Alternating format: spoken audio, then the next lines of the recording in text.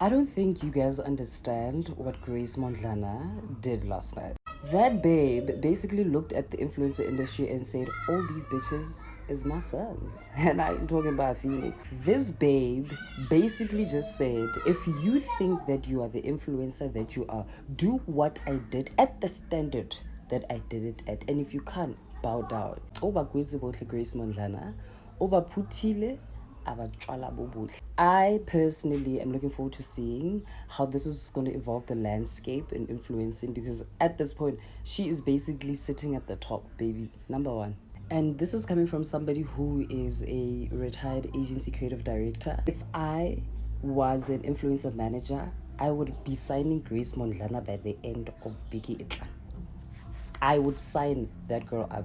She's man. Ephathini kaGrace Mondlane Thixo beshota ngoba qhoba eshota ngoba betha because ubabuza nemibuzo yo le party le abantu bebefuna ukuya kuyo iparty kaGrace Mondlane ayihambanga kahle sana ibingathi kukwa grade 2 ingathi ngutishara wabo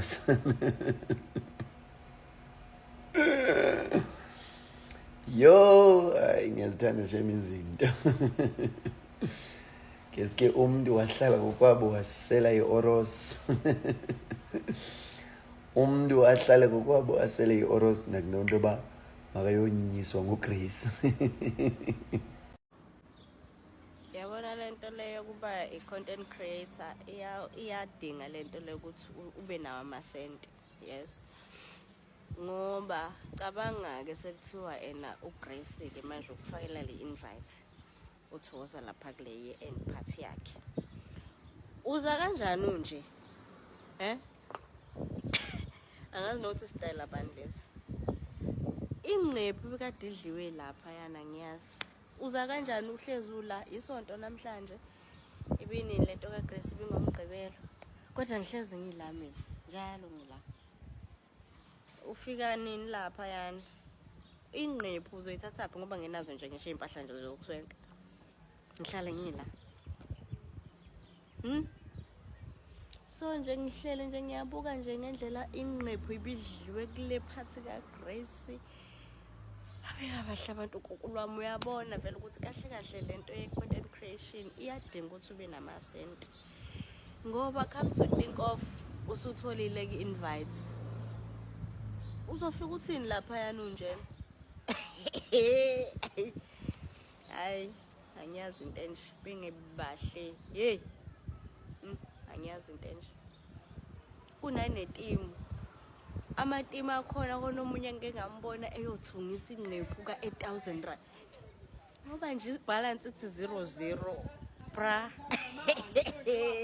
mina ngizoyiyeka vele lento it's not for me it's not for me ngeke. Hey uzala wena ngapsajika ikamera buka la obana debese phathini kaGrace Mondlane izolo hayi lokho umusa ubekhona yini umusa umusa khawula ubekhona nephathini uyena umuntu phela ozokwazi ukusitshela bekwenzakalani nina abanye nizosifihlela ubeyile umusa ubekhona ephathini kaGrace umusa awungicheckele kulokhu uzange uregister ubeyile umusa konje bani umunye akekho umunye ngakhuluma iqiniso anixoxeni phela hawu kwenze xoxani sitshelene manje silesayibona ngeyiqephu ngeyikhawu guys, just spill it out, just spill the beans. What happened mara greeny wayithakaleng ngoba phela lapha bekufuna uye une background knowledge ukuthi sisubenzani before. Guys, come on, lisedi mani sitshele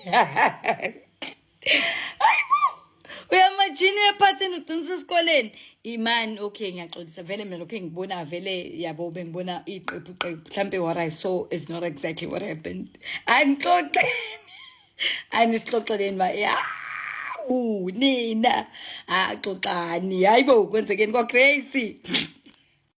Hello Mzansi, welcome to Mgosa Mzansi. If today is your first time visiting this channel, please do the right thing and click the subscribe button. People are reacting to iParty ya Grace Mondlana indume Zulu that was yesterday. Labe kwele ekhona ma-influencers teningi bantu tindola batsho Grace Mondlana sama just commenting about the prize list ye Bev, but sana it was giving a konka ba commenting ndlela bewathi ama-artist mawaphefoma waphazamisa ngakhona ba i-backup artist, the way she was speaking to her guest, the people are just saying ukuthi it's giving a mean girl, it's giving nje ngifuna kuba ngimngedwa, ngifuna ama-artist angifile, ngifuna ama-influencers abe ma-fans because people are saying ukuthi why did she invite almost